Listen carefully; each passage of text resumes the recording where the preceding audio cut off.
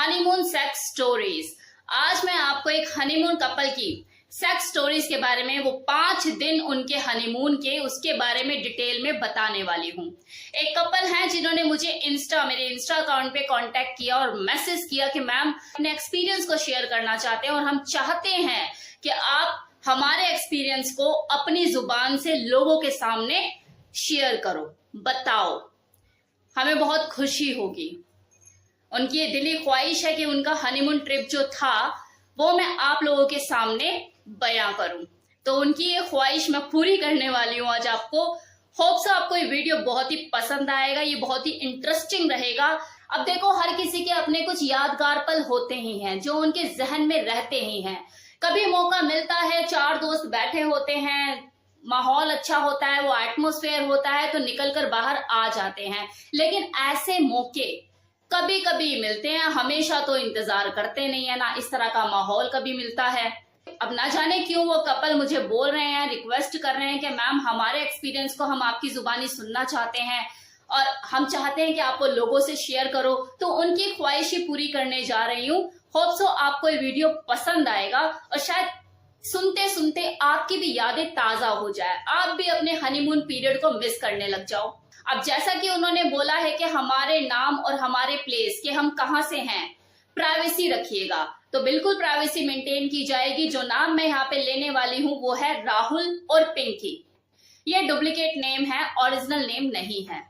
बात आज से 5 साल पुरानी है। दोनों की नई नई शादी होती है और दोनों ही अपनी हनीमून की प्लानिंग को लेके बहुत ज्यादा एक्साइटेड होते हैं। मनाली का पैकेज बुक करते हैं 1 हफ्ते का और पैकिंग में बिजी हो जाते हैं। पूरा लगेज वगैरह तैयार हो जाता है, हॉट ड्रेसेस से, नाइटीज से, कोई सिल्क में, अलग अलग फैब्रिक में, पूरा रोमांटिक माहौल। अलग सी बेचैनी, वो कपकपाहट, वो एक्साइटमेंट, वो जुनून, सारी चीजें एक साथ मन में हिल्लोरे मार रही होती है कि क्या होगा, कैसे नहीं।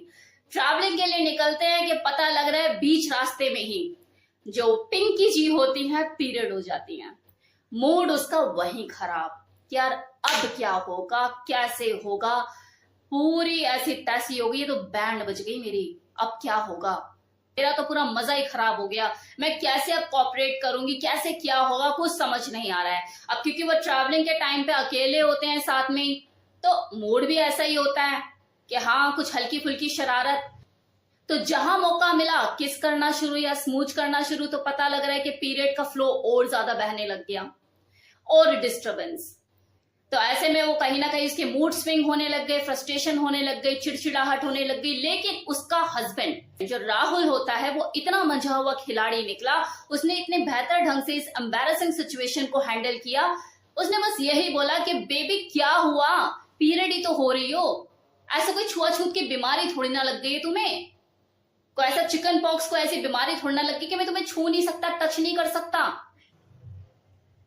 क्या तुम्हारा पीरियड होना मुझे तुमसे अलग रख पाएगा? मैं तो नहीं हूंगा अलग। और उसने उसके मूड को फ्रेश करके, उसे एकदम, उसका जो मूड खराब हो गया था उसे एकदम से उसने चेंज कर दिया और पकड़ के उसे बस अपनी बाहों में पकड़ के स्मूच करना, किस करना शुरू कर दिया, एकदम उसे कंफर्टेबल कर दिया। उन्होंने अपने इस 5 दिन के हनीमून ट्रिप को बिल्कुल बेकार नहीं जाने दिया। ये उस पिंकी का पीरियड होना उनके सेक्स का मजा किरकिरा नहीं कर पाया, बल्कि उन्होंने अपनी एक्साइटमेंट को और बढ़ा दिया, कि उनके सेक्स को सेक्स मैराथन में बदल दिया, एक्साइटमेंट को और ज्यादा बढ़ा दिया। दर्जनों कॉन्डम उनके यूज हुए, मल्टीपल ऑर्गेजम उन्होंने लिए, प्राप्त किए। वो कहते हैं कि हमारे जिंदगी के बहुत ही यादगार पल रहे पीरियड में सेक्स करना, लेकिन हाँ हमने कॉन्डम जरूर यूज किया। कॉन्डम के डब्बे कितने खर्च हो गए पता ही नहीं लगा, क्योंकि वैसे भी वो पीरियड्स हो रही थी तो कॉन्डम तो यूज करना ही था। और पिंकी जी कहती हैं कि मेरे एब्डोमेन में पेन रहता है, मतलब जब भी मैं पीरियड्स होती हूँ मेरे एब्डोमेन में पेन रहता है, ये रहता ही है, और क्रैम्प भी रहते हैं। लेकिन उस वक्त मेरे हस्बैंड ने जो मेरा मूड बनाया और जिस तरह से उन्होंने सेक्स को अंजाम दिया, ना तो मुझे उस वक्त पेन हुआ और ना ही मुझे कोई क्रैम्प का एहसास हुआ, और मैंने भरपूर एंजॉय किया, खूब मस्ती मजा, शावर के नीचे सेक्स किया, हॉट बाथ एंजॉय किया, मतलब रूम का कोई ऐसा कोना नहीं छोड़ा। भूख प्यास की तो कुछ ऐसा था ही नहीं कि हाँ भूख भी लग रही है या प्यास भी लग रही है। ट्रैवलिंग का तो भूल ही गए थे क्योंकि वैसे भी मैं पीरियड हो रही थी, तो ट्रैवलिंग के टाइम पर पीरियड होना तो कैसे एंजॉय करूंगी कहीं बाहर जाना। तो ये भी एक रीजन था कि पूरे 5 दिन हमारे बस रूम में कमरे में ही गुजरे। दिन का पता नहीं, रात का पता नहीं, शाम का पता नहीं। जैसे आपने अपनी वीडियो में एक बताया था सेक्स मैराथन, वही चीज हुई है। वो कहते हैं कि खूब पलंग तोड़ा, खूब मस्ती करी, खाना पीना सब भूल गए थे, हम ही एक दूसरे का खाना बने हुए थे। बिल्कुल मैम जैसे आपने सेक्स मैराथन में चीजों को एक्सप्लेन किया था, वही हमने उस वक्त महसूस किया था। और राहुल जी बोलते हैं कि मेरी वाइफ की जो बॉडी थी उस पर रेड स्पॉट पड़ गए थे, तो घर जाते हुए डर भी लग रहा था यार कोई देखेगा तो क्या बोलेगा। लेकिन नई नई शादी के टाइम पे जो न्यू मैरिड कपल होते हैं उनमें जो वाइफ होती है उसको पूरा ढक ढका के रखा जाता है, तो उस चीज ने काम किया कि पूरी कवर्ड थी मेरी वाइफ, तो कोई पता नहीं कर पाया। विद इन 1 वीक के बाद जाके वो स्पॉट जो थे वो थोड़ा सा कम होने शुरू हुए और लाइट पड़े, थोड़े से लाइट होने शुरू हुए। तो ये हमारी जर्नी थी जो बहुत ही एक्साइटिंग थी और बहुत ही हमारे लिए मेमोरेबल थी। तो मैंने आपको उनकी हनीमून ट्रिप के बारे में बताया। और मैं तो ये कहती हूँ कि जिन्होंने मुझे अपनी ये एक्सप्लेन करी अपनी जर्नी, आप हर साल अपना हनीमून मनाएं इसी तरह से, सेक्स मैराथन। अभी तो 5 साल ही हुए हैं आपकी शादी को, आगे तो पूरा लाइफ टाइम पड़ा हुआ है। तो बार बार अपना हनीमून मनाइए, अपनी जिंदगी में रंग भरिए। बाकी मैं एक चीज कहना चाहती थी आप लोगों से, मैंने एक नई सीरीज शुरू करी है एक्सपीरियंसेस की। अगर कोई अपना हनीमून का एक्सपीरियंस शेयर करना चाहता है तो वो मेरे इंस्टा अकाउंट पर आकर अपना हनीमून का एक्सपीरियंस शेयर कर सकता है।